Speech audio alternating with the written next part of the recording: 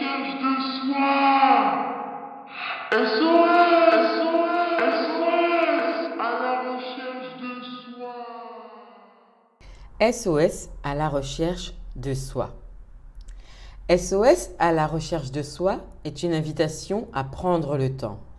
Prendre le temps pour se connaître, qui je suis, à quoi j'aspire, qui je souhaite devenir. Partir en quête de soi demande souvent du courage et de la persévérance. Mon but est de partager avec vous ma philosophie de vie, de vous offrir une façon d'aborder la vie. Au-delà du bruit extérieur, retrouver le calme intérieur, faire le silence, apaiser son esprit et ainsi retrouver la sérénité. Aujourd'hui, dans ce nouvel épisode, nous allons parler de la notion de quête de soi, et plus précisément lorsque la quête prend fin.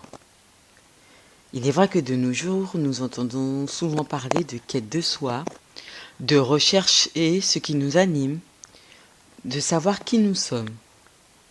Mais à vrai dire, qu'est-ce qui se cache derrière toutes ces notions ? En prenant en compte mon expérience personnelle, je dirais qu'il s'agit d'une perte de contact avec soi. Lorsque moi j'ai décidé d'entreprendre la recherche et surtout les réponses aux questions existentielles que je me posais, à ce moment-là, il résidait à l'intérieur de moi un sentiment de vide, de l'incompréhension, de la peur, de l'angoisse. C'est à partir de ces sentiments qui en fait prenaient de plus en plus de place à l'intérieur de moi qu'est né ce désir de partir en quête de moi. Je me suis ouverte à la spiritualité, j'ai lu des livres, des romans, écouté des podcasts, je me suis formée moi-même au coaching, à l'accompagnement, à la pratique de la sophrologie. J'ai pratiqué aussi du yoga, de la méditation. Mais tout cela ne changeait rien au fait que le sentiment de vide, de peur, était toujours présent, toujours là. Par moments, c'est vrai que ces sentiments ont été atténués par des micro-éveils, si je peux appeler ça comme ça. C'est-à-dire que j'ai découvert des concepts tels que le moment présent, d'Eckhart Tolle. J'ai lu beaucoup de romans de Laurent Gounel, quasiment tous, voire tous. Les discours inspirants de Oprah Winfrey et bien d'autres choses. Cela m'a permis de trouver des réponses à certaines questions que je me posais, c'est vrai. Mais tout cela restait encore de l'ordre d'une logique, du rationnel, de l'esprit. Mon ego utilisait tous ces concepts que je recevais, que j'apprenais, pour me rassurer, pour me donner l'impression que je gardais le contrôle. J'étais en réalité toujours en train de courir après un nouveau concept, sans vraiment incarner cette vérité que j'avais comprise, que j'aimais, que je comprenais. Toutes ces découvertes en fait que je faisais finalement. Ce que j'ai compris, après avec recul, c'est que la quête, elle débute toujours lorsque notre vie n'a plus de sens. Lorsque l'on a une sensation de mal-être à l'intérieur de soi, de chaos intérieur. Souvent même, on a l'impression d'être étranger ou étrangère à soi. Nous vivons dans une forme d'automatisme. Au début, cela peut être très rassurant, très sécurisant, jusqu'à ce que ça devienne inconfortable. Notre corps également peut nous pousser vers ce sens, en tombant malade. Pour moi, en fait, toutes ces formes, comment dirais-je, toutes ces façons qu'on a de partir dans la quête de soi, c'est juste une façon que notre âme a d'exprimer sa présence.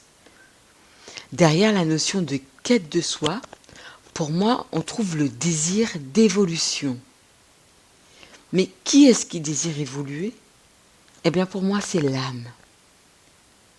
La quête de soi, c'est l'appel de mon âme pour retourner à la source, pour rentrer à la maison. C'est en quelque sorte me connecter à ce que je suis de plus profond en moi. L'amour inconditionnel. Mais alors, à quel moment se finit la quête ? Pour moi, la quête prend fin lorsque l'on comprend que tout est ici et maintenant. Cela n'est plus un concept, ça devient une incarnation. C'est intégrer cette vérité que tout se passe à l'intérieur de soi. Rien à l'extérieur n'existe vraiment. Toutes nos actions sont guidées par deux émotions principales, l'amour ou la peur. Ces émotions attirent des énergies semblables. Donc lorsque je vis une expérience où je me sens mal, où je ressens des sensations désagréables, j'ai la possibilité de modifier mes sensations, voire mes ressentis au niveau de l'expérience. Et pour cela, il faut y mettre de la conscience. Comment ? Tout simplement en étant dans l'instant présent, en mettant mon attention sur mon ressenti, en portant mon attention, en focalisant mon attention sur mon corps. Est-ce que je ressens des picotements ? Est-ce que j'ai des bouffées de chaleur ? C'est vraiment en me connectant à ce qui réside dans le présent. De venir calmer mon esprit agité en me concentrant sur ma respiration. Vraiment, toutes ces pratiques peuvent venir nous aider si elles s'incarnent dans le corps et dans l'esprit, au présent. Notre esprit calme devient notre allié et nous aide à répondre à nos besoins. Je peux me demander, qu'est-ce que je souhaite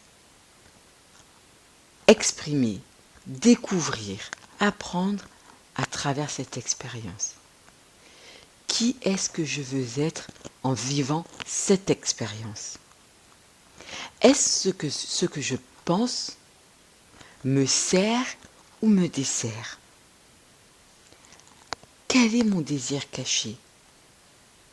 Il s'agit ici d'un travail d'introspection, un travail de questionnement pour venir vraiment apporter à la conscience ce qui est de l'ordre de l'inconscient, ramener de la lumière. Ce qui est caché, j'apporte de la lumière. Et comment est-ce que je fais ça ? En mettant de mon attention, en apportant de la conscience.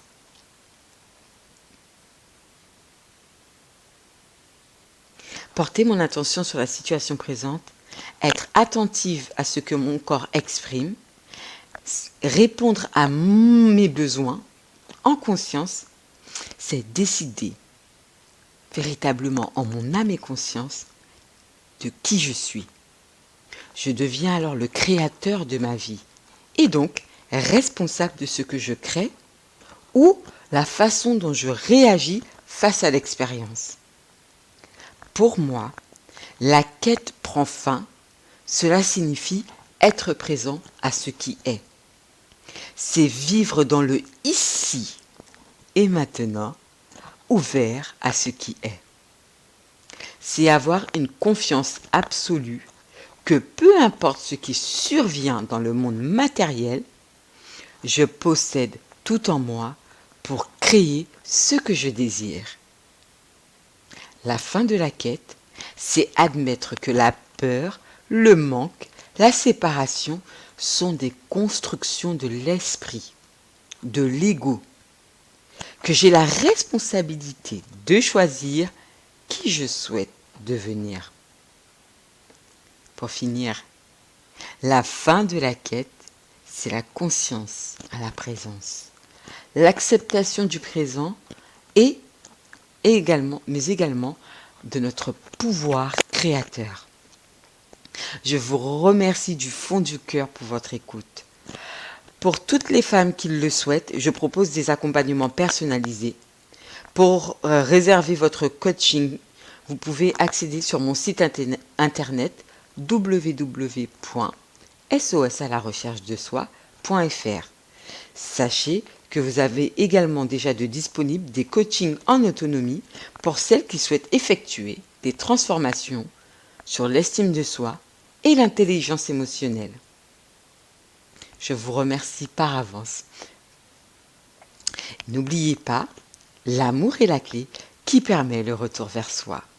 Je vous aime très très fort. Je vous dis à très bientôt et très bonne écoute à vous.